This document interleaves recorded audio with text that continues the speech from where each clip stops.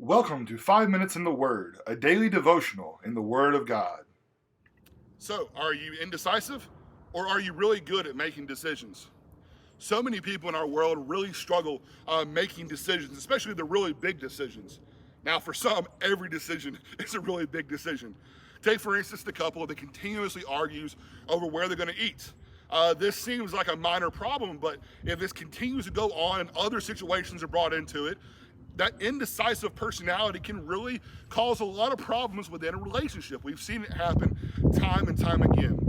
Now, being indecisive over where you're going to go to eat isn't that really big of a deal and might not cause a lot of problems. But what about when we're indecisive about who we're going to serve? What about if we're indecisive of whether we're going to choose God or we're going to choose this world? That is truly a problem. When we come to James chapter 4, starting in verse 1, it said, "What causes quarrels and what causes fights among you? Is it not this, that your passions are at war within you? You desire and do not have, so you murder. You covet and cannot obtain, so you fight and quarrel. You do not have because you do not ask. You ask and do not receive because you are asking wrongly to spend it on your passions. You adulterous people." Now, we're going to stop here for a moment to just help us to realize that sometimes we are this adulterous people that's being described here within this text. That we are led away by our passions and we sin. We fall prey to those sins and we start to look at the world, and the world looks good and the world looks fun. And so we want to participate in those things while at the same time claiming to be a Christian. Now, that kind of attitude cannot be among us as Christians. We have to make a decision, and we need to serve the one true God. And so many of us over the course of time, we claim that we're struggling with being indecisive in this, and really, it's not being indecisive. Yes, we might struggle with this for a period of time, and we're struggling with what we're going to serve. But if we continually choose to serve the world and continually to choose to remain indecisive, we're actually making a choice. We're choosing to fall after the world, choosing to live an indecisive lifestyle in regards to our spirituality is fully choosing the world over God.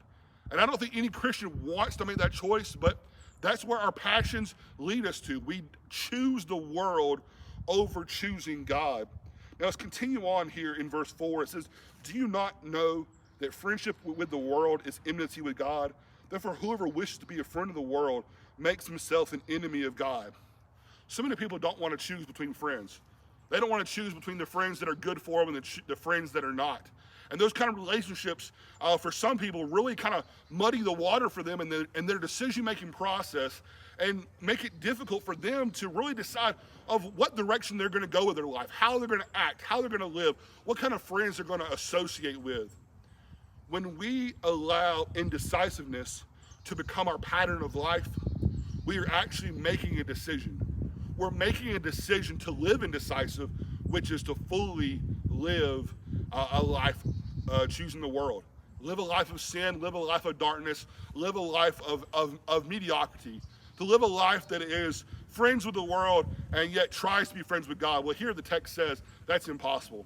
We're not going to be a friend of the world and a friend with God. Actually, we create enmity between us and God when we are friends with the worldliness that is all around us. And so today, we have to make a decision. We have to choose to serve God. I always think about Joshua and how Joshua says that, today, me and my house, we will serve the Lord. And that is the way that we need to be. He chose for his family to serve the Lord. And so what will your decision be today? Will you choose to serve God?